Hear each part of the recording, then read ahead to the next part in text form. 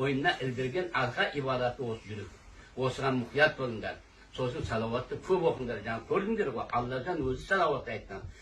Bütün periştelerge buyruk bergen. Sosun bütün adam balasına. Tildölörüngde kengitip, jülök közlerinde açıp, yavuzman la tamala, sağır balakin tamala, kulu latifi sıdur deyip Kudaycan. Mana közleri sokur emes deydi. Bunların jülök közü sokur deydi. Soç közlü Kudaycan. Nurumen, mirimmen, şafagatmen açıp, bütün adam atamızdan örgen. Karından bağırlar bana Kuday şarkılatsın.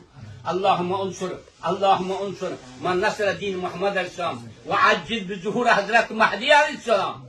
وعجل بظهور حضرة مهدي عليه السلام وعجل بظهور حضرة مهدي عليه السلام ونزول حضرة عيسى عليه السلام ونزول حضرة عيسى عليه السلام ونزول حضرة عيسى عليه السلام وجعلنا من أعوانهما Ey Allah'tan bütün karındaş bağırlarımız, yeri halkımızdı. Batırşınız yeri ben desin şu yeki dosyanın hizmetlerinden kış Allah'tan. Ya Allah'tan şu yeki dosyana biz yerde hizmetkar kış ya Allah'tan.